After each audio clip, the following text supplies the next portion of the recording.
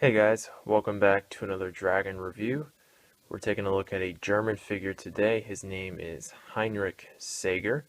He's from France, 1940, and the release date on this guy was 2012, so a later figure, actually one of their last models. So as you would expect, the detail is really good on this figure, and here's a picture of him. And you can see especially his head sculpt, the expression is really lifelike. Then on the side of the box, you can see he's crouching down. Another cool position there. And here is the back of the box.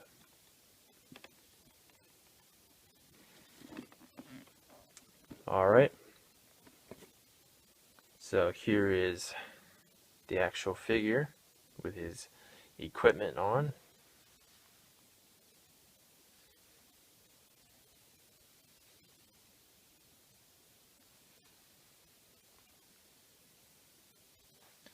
So I picked this guy up like 2 or 3 months ago, finally getting around to reviewing him. So yeah, like I said, the detail is really good, as you would expect from a later Dragon model. And he's a lot different. The hands are a lot different from the older figures, and the head sculpt is definitely more realistic.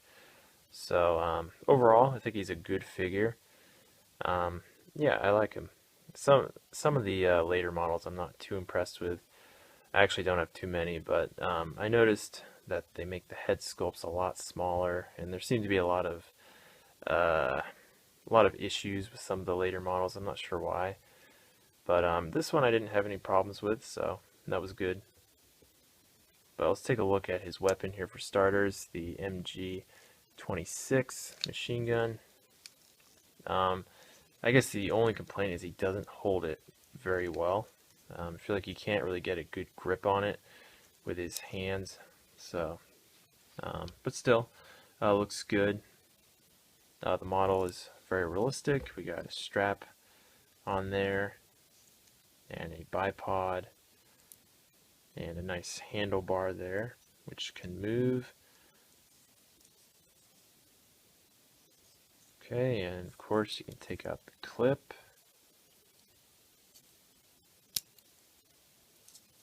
And you can pull this piece back. Alright, so really cool weapon. And then he also comes with a pistol, which I already have out of the holster. And there he is holding that.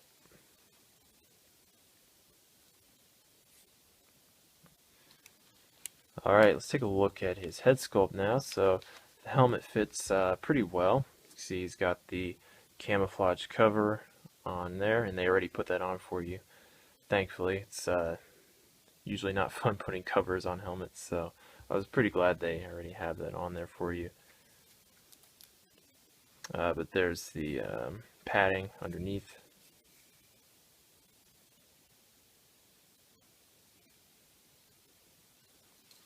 Okay, and here's a look at the head sculpt, which, like I said earlier, is very lifelike. Let me get that in focus. Yeah. There we go.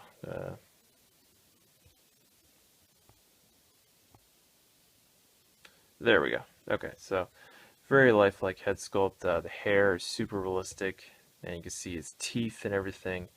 So great looking head sculpt there. As for his uniform here and equipment, so around his shoulders he's got the MG26 bandolier ammo pouches. Let me take that off, and tucked inside I've got extra clips for his machine gun.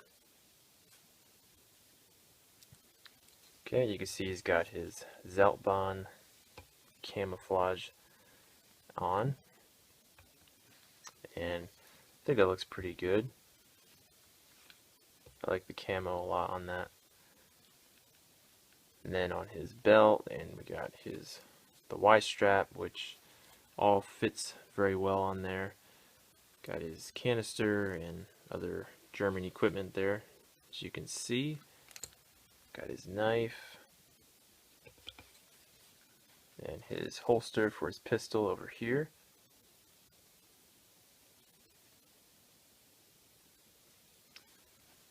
Alright, and let's take a look at his hands because, as I mentioned, very different from the older Dragon models. Believe it or not, I actually prefer the older hands, as fragile as they could be. I'm not all too impressed with these kind of jiggly hand sculpts. They don't always hold the weapons too well, especially with this guy, this hand sculpt in particular. It doesn't get a good grip on his machine gun. Yeah, it just kind of falls out, so I'm not too impressed with that. As good as they look, I mean, they're very realistic. You can actually see the veins in the hands, so very realistic, but not as practical. But that's just my opinion. Alright, well, moving on. I'm not going to take off the Zeltbahn, but if you take that off, he's got, you know, just a shirt underneath, and I believe he had some stickers that you can put on as well, if I remember right. And got his pants, and then of course his boots, which are good quality. Okay, so I think that's everything to show for the figure. Really good quality figure, and I do recommend picking him up. I think for one of the later models, he's pretty cool. Really no issues at all putting him together, so he's not rare at all. You can find him pretty easily on eBay.